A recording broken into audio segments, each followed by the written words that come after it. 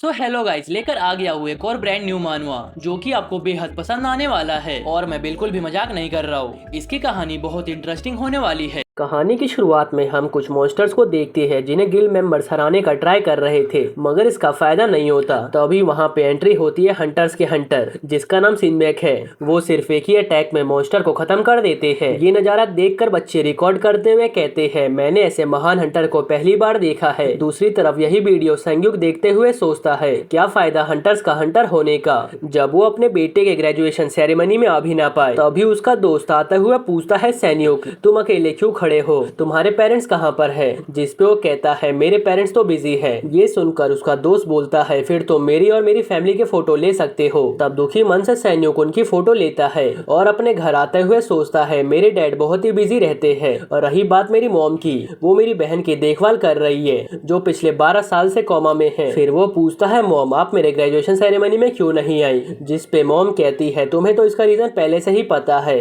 ये सुनकर सैन्युक चिल्लाते हुए कहता है, सिर्फ एक दिन की बात थी, आप सिर्फ दीदी की ही केयर करते रहते हो, मेरा क्या? तभी उसके डैड वहाँ पर आ जाते हैं, जिनके शर्ट पे ब्लड लगा हुआ था। वो आते ही कहते हैं, तुम काफी लाउड आवाज में बात कर रहे हो। फिर सैन्युक पूछता है, आप इतनी जल्दी कैसे आ गए? तब वो कहते हैं, मैंने तुम्हें बहुत बार बोला है अपनी मॉम से इतनी तेज आवाज में बात ना करने को। ये सुनकर सैन्युक मुंह फेर कर गुस्से में वहाँ से जाने लगता है। जिस पे डैड पूछते हैं, तुम कहाँ जा रहे हो? तब वो कहता है, ट्रेनिंग ग्राउंड में। जिस पे डैड कहते हैं, मैंने तुम्हें कितनी बार बोला है, तुम अपने इस स्किल के साथ कभी एक हंटर नहीं बन सकते हो। अब टाइम आ चुका है, तुम्हें अपने हंटर बनने का सपना त्याग देना चाहिए।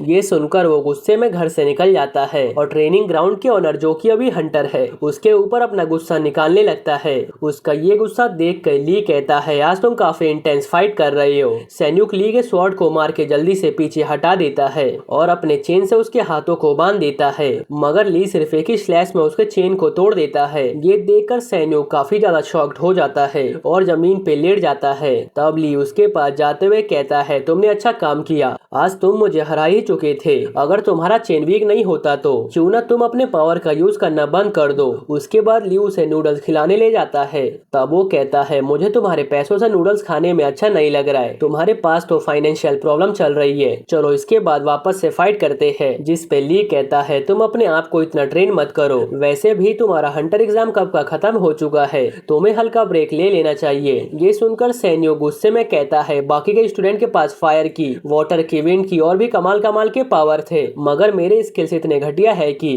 मैं एक हंटर भी नहीं बन सकता हूँ। मैं चाहता हूँ डैड मेरी तारीफ करे, ऐसा करवाने के लिए मुझे प्रैक्टिस करते रहना होगा, मैं ऐसे ही रेस्ट नहीं कर सकता हूँ। ये सुन के ली कहता है, तुम्हें तो पीस तुम्हारे घर और फैमिली से मिलना चाहिए। अगर तुम्हें वहाँ पे रहने में कंफर्टेबल नहीं लगता तो क्या ही कर सकते हैं, तुम्हारे पास उसके अलावा और कोई जगह भी तो नहीं है। ये सुनकर सैन्युक बाहर आ जाता है और एक बंदा सभी को बता रहा था, मॉन्स्टर को धरती पर आए हुए 100 साल हो चुके हैं, वो हमारी धरती को अपना घर बताते हैं, मगर हमें उन्हें हेल में भेजना ही पड़ेगा।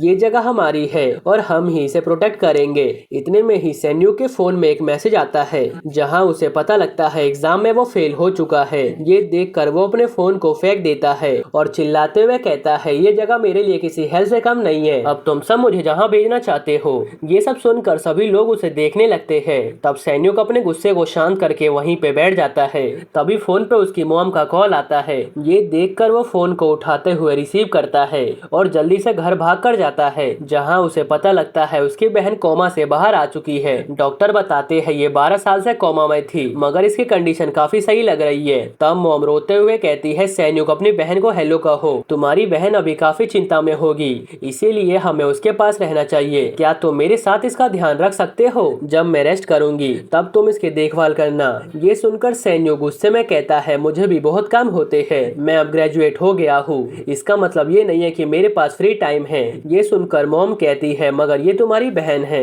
तब सैन्युक गुस्से में कहता है, मुझे तो याद भी नहीं है मैंने इससे लास्ट टाइम कब बात किया था और आप इसे मेरी बहन बता रहे हो। ये सब सुनकर डैड गुस्से में उसे मुंह संभाल कर बात करने को बोलते हैं। तब उसे और ज्यादा गुस्सा आ जाता है और वो कहता है, आप मुझे मुंह मुंह संभाल कर बात करने को बोल रहे हो, मगर क्या आपने कभी ऐसा कुछ किया है? तभी उसकी बहन रोते हुए कहती है शांत हो जाओ, मुझे ये सब अच्छा नहीं लग रहा है। ये देखकर मॉम जल्दी से भाग कर जाती है। और लेकिन एक मिनट गाइस, कहानी में आगे बढ़ने से पहले मैं आपको एक बहुत ही तगड़ी चीज के बारे में बताने वाला हूँ। देखो भाई, आजकल के टाइम पर कोई भी चीज स्टेबल नहीं है, हर चीज पर नियम, पाबंदियां और टेंशन है। अब ऐसे में लोग ढूंढ रहे हैं कोई सेफ और प्राइवेट तरीका जहाँ पर वो अपने शौक पूरे कर पाए और साथ ही साथ में उन्हें मजा भी आए। तो भाई लेकर आया हूँ मैं तुम्हारे लिए एक बहुत ही जबरदस्त प्लेटफॉर्म, जहाँ पर तुम क्रिकेट, फुटबॉल, टेनिस और यहाँ तक कि तुम ई स्पोर्ट तक सब कुछ लाइव देख सकते हो। और हाँ, इसमें सबसे बढ़िया बात क्या है कि आपको पता है यहाँ पर सब कुछ प्राइवेट होता है, ना कोई बैंक अकाउंट चाहिए और ना ही कोई पर्सनल डिटेल्स, बस आप डिपॉजिट करके विड्रॉ कर लो। और हाँ, इसकी सबसे स्पेशल बात, इसमें पूरा सिस्टम इनकॉग्निटो रहता है, यानी कि आपका कोई भी चीज लीक नहीं होगा और ये पूरा एंड टू एंड सेफ और एनक्रिप्टेड रहता है। और हाँ, इसमें तुम्हारे लिए एक छोटा सा गिफ्ट है, बस आपको रजिस्ट्रेशन करते वक्त एक प्रोमो कोड का यूज करना है। आपको एनीटेक्स 10 डालना है और आपको मिल जाएगा एक जबरदस्त का वेलकम बोनस। रजिस्ट्रेशन करने का तरीका कमेंट सेक्शन में दिया गया है, वहां से आप देख लेना। तो चलो शुरू करते हैं। उस दिन के बाद से सैन्युक हर हफ्ते 3 दिन हॉस्पिटल में बिताने लगा। उसकी मॉम चाहती थी वो अपनी बहन से हल्का क्लोज हो जाए, लेकिन वो उससे बात तक नहीं करता और बाहर आकर प्रैक्टिस करने लगता है। जैसे ही वो प्रैक्टिस करके हॉस्पिटल में आता है, वो देखता है उसकी बहन बेड पे नहीं है। ये देखकर उसे झटका लगता है।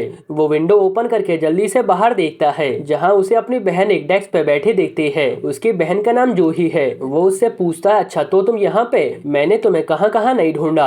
जिस पे जूही कहती है, मुझे घुटन हो रही थी इसीलिए मैं बाहर आ गई, क्या मैं यहाँ पर कुछ और देर नहीं बैठ सकती हूँ? ये सुनकर वो भी उसके पास बैठ जाता है। तब जूही पूछती है, क्या तुम मेरे से नफरत करते हो? तुम अब डैड की तरह दिखते हो, लेकिन तुम पहले बहुत ही क्यूट दिखते थे। ये सुनकर सैन्युक कहता है, तुम उस वक्त की बात कर रही हो जब मैं 5 साल का था, अब तो मुझे कुछ याद भी नहीं है। ये सुनकर वो कहती है, मॉम डैड अब बुढ़े हो गए हैं, मेरे दोस्तों ने अपना नंबर चेंज कर लिया है, मैं अब स्कूल भी नहीं जा सकती हूँ। अचानक से लग रहा है मैं इस दुनिया में वापस से अकेले पड़ चुकी हूँ। ये बोलते बोलते वो रोने लगती है। तब सैन्युक कहता है, तुम अकेली नहीं हो, तुम्हारे साथ मॉम डैड और मैं हूँ, तुम कभी भी नए दोस्त बना सकती हो, भले ही तुम स्कूल नहीं जाती। इसका मतलब ये नहीं है कि तुम दोस्त नहीं बना पाओगी। तभी उसे रियलाइज होता है, हंटर बनने का तरीका सिर्फ हंटर एकेडमी में जाना नहीं होता है। ली ने बोला था वो कभी भी हंटर एकेडमी नहीं गया था, फिर भी आज वो हंटर है। मुझे अभी गिव अप नहीं करना चाहिए। फिर उसकी बहन उसे थैंक्स कहती है और अंदर चलने को बोलती है।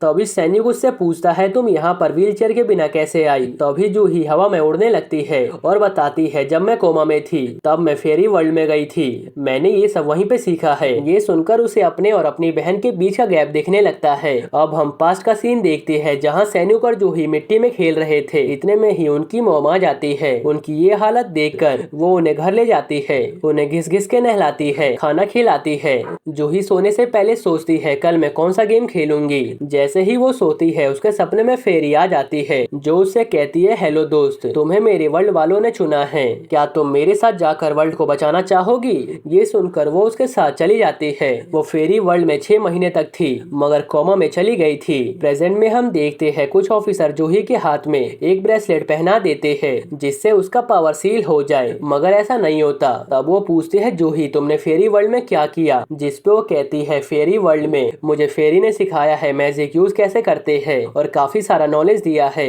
और ये भी बताया कि क्वीन से कैसे बचते हैं। क्वीन एक बहुत ही बेकार इंसान है, उन्होंने बोला है मैं क्वीन को हरा दूंगी तो मैं अपने दुनिया में आ सकती हूँ। ये सुनकर ऑफिसर हैरानी से पूछता है, तो क्या उसके बाद तुमने क्वीन को हरा दिया? जिसपे वो कहती है, नहीं तो, मेरे पास कोई खतरनाक पावर नहीं है, मैंने क्वीन से बात किया और हमारे बीच में अच्छी बात हुई, उसके बाद मैं वापस आ गई। तब ऑफिसर कहता है, मगर फिर भी तुम एक रिटर्नी हो जो दूसरे वर्ल्ड से लौट कर आई हो। माना कि रिटर्नी काफी पावरफुल होते हैं, जो कि दूसरी दुनिया को बचाकर वापस आते हैं। दूसरे शब्दों में मिस जूही, आपके पास एस क्लास का हंटर बनने का पावर है, लेकिन तुम्हारे पावर का हमें पता नहीं है, इसीलिए तुम्हारे पेरेंट्स तुम्हें चेक करते रहेंगे और तुम अपने पावर का यूज नहीं कर सकती हो। कल हेड ऑफिस से एक हंटर आकर तुम्हें चेक करेगा। बाहर खड़ा सैनिक ये सब बातें सुन रहा था और वहाँ से उदास होकर चला जाता है और याद करता है कैसे ऑफिसर ने उससे बोला था उसके पास स्ट्रेंथ तो है, मगर उसके स्किल किसी काम के नहीं है, अगर वो हंटर बनेगा भी तो एफ रैंक का ही बन पाएगा।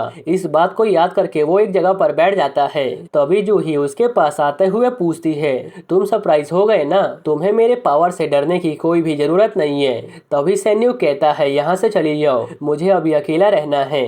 ये सुनकर जूही उदास होते हुए पूछती है, तुम मुझे इसलिए भेज रही हो क्योंकि मैं दूसरे वर्ल्ड से आई हूँ। इतने में ही सैनिक गुस्से में चिल्लाते हुए उसे वहाँ से दफा होने को बोलता है। ये देखकर जूही काफी ज्यादा शॉक्ड हो जाती है। तब सैनिक वहाँ से चलते चलते बहुत दूर आ चुका था। तभी वो एक भीड़ को इकट्ठा होते हुए देखता है। पास जाने पर उसे अपने डैड देखते हैं जो अभी एक मॉन्स्टर को हरा रहे थे। इधर जूही अपने भाई की बात को सोचकर बहुत ही दुखी हो रही थी और हवा में उड़ते हुए एक जगह पर पहुंच जाती है और चिल्लाते हुए कहती है, मुझे वापस टाइम में जाना है। तभी वहां पर कुछ लोग आ जाते हैं और उससे पूछते हैं, तुम कौन हो? क्या तुम्हें पता नहीं है ये जगह कौन सी है? यहाँ पर कुछ साल पहले एक डंजियन हुआ करता था, इसीलिए तुम्हारा यहाँ पर आना खतरनाक हो सकता है। क्या हम तुम्हें बाहर का रास्ता दिखा दे? इतने में ही एक बंदा उसके सिर के पीछे से हमला कर देता है जिससे जूही वहीं पे गिर जाती है। उसके बाद वो बंदा कहता है, अब ये मेरी हुई। ये सुनकर उसका साथी कहता है, तुमने इसे जान से क्यों मार दिया? इतने में ही जूही होश में आ जाती है। उसे देखकर वो सभी बहुत ही शॉक्ड होते हैं और कहते हैं, क्या तुमने इसके सिर को नहीं फोड़ा था? ये लड़की जिंदा कैसे बच गई? इधर जूही बहुत ही शौक थी कि इन लोगों ने इसे क्यों मारा। फिर वो कहती है, मेरे पास मत आना, नहीं तो मैं तुम्हें शूट कर दूंगी। ये सुनकर वो सभी उसका मजाक बनाने लगते हैं। तभी उसे आर्करी मैजिक के बारे में याद आता है जिससे लोग मरते नहीं है, सिर्फ कुछ टाइम के लिए हिस्सों में कट जाते हैं। ये देखकर जूही के साथ साथ बचे हुए दो बंदे भी हैरान होते हैं। इस बात को याद करके जूही एक एरो को एक बंदे को मार देती है, मगर उस बंदे की बॉडी दो हिस्सों में कट जाती है। ये देखकर जूही के साथ साथ बचे हुए बंदे भी बहुत ही शॉक्ड होते हैं। दूसरी तरफ हम सैन्यो को देखते हैं जो अपने डैड को बहुत ही शौक था। तभी वो देखता है उन्होंने उसी बच्चे को उठाया है जो यूट्यूब वीडियो बनाता है। ये देखकर वो हैरानी से सोचता है, क्या वो जिंदा है? तभी डैड की नजर उसके ऊपर पड़ जाती है और वो उस बच्चे को एम्बुलेंस में डालकर उसके पास आते हैं और पूछते हैं, तुम यहाँ पर क्या कर रहे हो और तुमने अपनी बहन को अकेले क्यों छोड़ दिया? तब वो कहता है, क्या मैं एक शॉर्ट वॉक पे नहीं जा सकता हूँ? जिस पे डैड पूछते हैं, क्या तुमने पहली बार डेड बॉडी को देखा है? जिस पे वो हाँ में जवाब देता है। तब डैड कहते हैं, 10 हंटर में से 4 हंटर मारे जाते हैं, ये हर साल होता है और 2 हंटर गंदी तरह घायल हो जाते हैं। एक तो ट्रॉमा में चला जाता है और हंटर की लाइफ क्विट कर देता है। तुम न्यू हंटर हो या फिर पुराने, इससे कोई भी फर्क नहीं पड़ता, सबको यही लाइफ जीना पड़ता है। ये ऐसा ही वर्ल्ड है। क्या तुम्हें अभी भी लगता है तुम ऐसी दुनिया में सरवाइव कर पाओगे? अभी सैन्यो कुछ कहता उससे पहले ही डैड कहते हैं, क्या तुम ऐसे वर्ल्ड में सरवाइव कर पाओगे? ये सुनकर सैन्यो वहाँ से चला जाता है और सोचता है, मैं हमेशा से ऐसा ही हूँ, मुझे पता है मैं क्या नहीं कर सकता हूँ, मगर इस बात को मानने को तैयार नहीं हूँ। मुझे समझ नहीं आ रहा है आखिर मैं लाइफ में क्या करना चाहता हूँ। ये कहकर वो आसमान को देखता है। तभी उसे अपनी बहन खून में लिपटी हुई उड़ते हुए दिखती है। ये देखकर वो हैरानी से पूछता है, जूही तुम्हें क्या हुआ? क्या तुम्हें चोट लगी है? तुम्हारे कपड़ों पे खून कहाँ से आया? ये सुनकर वो रोते हुए कहती है, मेरे पास मत आना। इसी के साथ एक बड़ा सा धमाका होता है और सैनिक बेहोश हो जाता है। जब उसे होश आता है तब उसे आवाज सुनाई देती है। अभी वो हॉस्पिटल के बाहर है, चारों तरफ तबाही मची हुई है। फिर वो अपनी बहन को देखता है जो कि बहुत ज्यादा रो रही थी। उसे बिल्कुल भी समझ नहीं आ रहा था आखिर उसे क्या करना है। तभी सैनिक सोचता है, हंटर यहाँ आकर उसे मार देंगे और डैड यहाँ पर पहले नहीं पहुँच सकते हैं। अब मैं क्या करूँ? मैं तो जूही को हरा भी नहीं सकता हूँ। क्या मुझे यहाँ से भाग जाना चाहिए? तभी उसे अपने बचपन का रूप दिखता है जिसे देखकर वो अपनी बहन को बचाने के लिए उसकी तरफ भागने लगता है और चिल्लाते हुए कहता है, जूही क्या तुम्हें मेरी बात सुनाई दे रही है? अपने आप को संभालो। ये आवाज जूही को सुनाई देती है और वो कहती है, ये मेरे लिए ये सब क्यों कर रहा है? अब तो मैं उसकी बहन भी नहीं रही। तभी उसके पास वही फेरी आकर कहती है, तुम हमारे हीरो हो, तुमने हमारे वर्ल्ड को बचाया है। जिस पे जूही कहती है, नहीं मैं एक अच्छी इंसान नहीं हूँ, अब मैं एक एडल्ट बन चुकी हूँ, मेरे दोस्त नहीं है और मैं खतरनाक हूँ,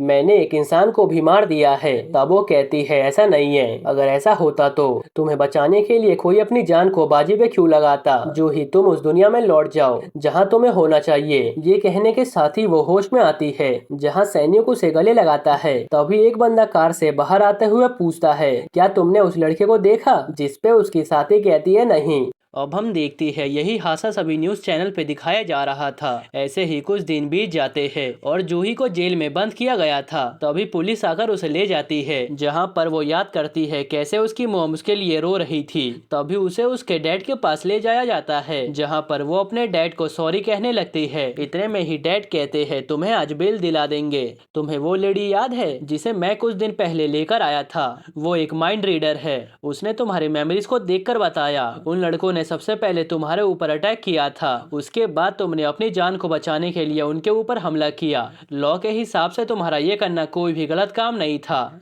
इसीलिए तुम्हें आजाद किया जा रहा है। ये सुनकर वो कहती अच्छा, लेकिन मेरे कारण से एक इंसान मारा गया। जिस पे डैड कहते हैं ऐसा कुछ भी नहीं हुआ, वो बंदा अभी भी जिंदा है। यहाँ पर बहुत से ऐसे हीलर हैं जो उन इंजरीज को आराम से हील कर सकते हैं। ये सुनकर वो रोने लगती है और उसे बहुत ज्यादा खुशी थी कि उसके कारण से कोई भी नहीं मरा है। फिर डैड बाहर आ जाते हैं जहाँ वही लेडी उनका वेट कर रही थी और कहती है हॉस्पिटल में जो भी डैमेज हुआ है उसके लिए तुम्हें फाइन भरना पड़ेगा। ये सुनकर वो कहता है मैं दे दूंगा, वैसे तुम्हारी हेल्प के लिए बहुत ही थैंक्स। जिस पे वो कहती है आपने बहुत लोगों की जान बचाई है, लेकिन आपकी बेटी को एक दिन पता चल जाएगा जिसके ऊपर उसने अटैक किया था वो बंदा मारा जा चुका है। सही कहा ना? ये सुन के डैड कहते हैं हाँ वो तो पता चल ही जाएगा, लेकिन मैं चाहता हूँ जब तक उसकी मेंटल हेल्थ ठीक हो जाए ताकि वो इस सदमे को आराम से सह सके। उसके बाद वो डैड को एक रिपोर्ट देती है जो कि जूही से रिलेटेड थी, जिसे देखकर वो गुस्से में पूछते हैं इसे किसने भेजा है, यहाँ पे जल्दी बताओ। दूसरी तरफ हम सैन्यू को देखते हैं जो अपनी पूरी ताकत लगाकर प्रैक्टिस कर रहा था। तभी वो देखता है उसके सामने एक बंदा बैठकर कप से कुछ खाए जा रहा था। फिर वो पूछता है आखिर ये कौन है और यहाँ सुबह से क्या कर रहा है। फिर वो कहता है अंकल आप यहाँ पर क्या कर रहे हो, आपके इस खाने की वजह से मैं कंसंट्रेट नहीं कर पा रहा हूँ। जिस पे वो बंदा कहता है क्या तुम रियल फाइट में भी यही बहाना दोगे? ऐसा हादसा तो डंजियन में होते ही रहता है, अगर तुम वहाँ पर भी कंसंट्रेट नहीं कर पाए तो मारे जाओगे। वैसे भी तुम्हारे पास ट्रेनिंग की कमी है। ये सुनकर सैनियो गुस्से में पूछता है अंकल आप हो कौन, क्या आप मुझे जानते हो, क्या आप मेरे से फाइट करना चाहते हो? तभी वो बंदा अचानक से उसके पीछे चला जाता है और कहता है तुम्हारा फिजिकल एफिशिएंसी काफी स्ट्रॉन्ग है। ये देखकर सैनिक बहुत ही शॉक्ड होता है और सोचता है आखिर ये मेरे पीछे कब आ गया। फिर वो बंदा कहता है तुमने ये चैन अपने एनर्जी से क्रिएट किया है ना, इसीलिए तुम एनर्जी को मैनिपुलेट नहीं कर पाते हो और इसके ऊपर डिपेंड रहते हो, है ना? तुम हर काम पे बहुत ज्यादा एनर्जी वेस्ट करते हो, इसीलिए तुम अब से अपना ज्यादा एनर्जी वेस्ट मत करो। ये बोलकर वो उन चिप से एक कैन को मारता है और वो सभी कैंस पे चक जाते हैं। उसका स्किल देखकर सभी बहुत ही शॉक्ड होते हैं। फिर वो बंदा कहता है तुम्हें अपना रियल पावर नहीं पता, ये तुम टूल लो। ये रिटर्नी को समन करता है, इसे तुम चेन के पास लेकर जाओ। ऐसा करने से वो टूल गायब हो जाता है और सैन्यों की चेन शाइन करने लगती है। फिर वो बंदा कहता है मैंने बिल्कुल सही सोचा था, तुम्हें याद है ना हॉस्पिटल के पास क्या हुआ था? मैं भी वहाँ पे था। मैंने देखा जैसे ही तुम्हारा चेन तुम्हारी बहन को टच हुआ उन्होंने तुम्हारी बहन के पावर को खत्म कर दिया, एक तरह से बहुत कम कर दिया। एक तरह से तुम्हारे पास इनक्रेडिबल पावर है जिससे तुम दूसरे के पावर को सील कर सकते हो और यही तुम्हारा रियल पावर है। इसीलिए ऐसे ही फालतू में चेन को घुमाने का कोई भी फायदा नहीं होने वाला है। ये सुनकर सैन्युक हैरानी से पूछता है आखिर तुम हो? ये सुनकर सैन्युक हैरानी से पूछता है आखिर तुम हो कौन? तब वो कहता है मेरा नाम ज्यूक है और मैं एक हंटर के साथ साथ एक प्रोफेसर भी हूँ स्यूंगन यूनिवर्सिटी का। मैं आज तुम्हें अपने साथ ले जाने आया हूँ। ये सुनकर वो हैरानी से कहता है मैं तो पहले ही टेस्ट में फेल हो चुका हूँ। जिस पे वो कहता है तुम चिंता मत करो, मेरे पास पावर है, मैं किसी भी स्टूडेंट को रिकमेंड कर सकता हूँ। मेरे हिसाब से तुम्हारे पास कमाल की पावर है और तुम्हें एडमिशन तो मिलना ही चाहिए। ये लो एडमिशन फॉर्म, तुम वहाँ पर जाने का डिसीजन आराम से ले सकते हो। अगर तुम जाना चाहोगे तो बता देना। ये सुनकर वो इमोशनल होते हुए कहता है मैं वहाँ पर जाने के लिए रेडी हूँ। जिस पे जीव कहता है फिर तुम्हारा हंटर एकेडमी में स्वागत है। इतने में ही कोई उन्हें फाइल चलाकर मारता है, मगर जीव अपने फाइल से उसे रोक देता है और हम देखते हैं उनके पीछे कोई और नहीं बल्कि डैड खड़े थे। वो गुस्से में पूछते हैं जीव तुम यहाँ पर क्या करने आए हो और तुमने क्या प्लान बनाया है? ये सुनकर वो हल्का नर्वस होते हुए कहता है ये तो मुझे पूछना चाहिए था। और इसी के साथ यह एपिसोड यहीं पर खत्म होता है। गाइस ये एक सैंपल वीडियो है, मैं देखना चाहता हूँ आखिर शॉर्ट वीडियो पर कितने व्यूज आते हैं। अगर आपको ये वीडियो थोड़ा सा भी पसंद आया हो तो प्लीज वीडियो को लाइक कर देना और साथ ही साथ में भर भर के कमेंट कर दो ताकि मैं इसका नेक्स्ट एपिसोड ला सकूं। और हाँ गाइस अभी तक आपने चैनल को सब्सक्राइब नहीं किया तो प्लीज कर लेना और सबसे बड़ी बात प्लीज हो सके तो वीडियो को हाइप कर देना। और हाँ गाइस मैं कुछ दिनों में लाइव आने का सोच रहा हूँ, तो आप कमेंट करके बताओ कि सबसे बढ़िया कौन सा टाइम होगा लाइव आने का, ताकि मैं आपसे कुछ बातें कर सकूं और आपको बता सकूं कि आखिर मैं इतने दिनों से वीडियो अपलोड क्यों नहीं कर रहा था। ओके तो मिलते हैं नेक्स्ट एपिसोड में, तब तक के लिए बाय बाय।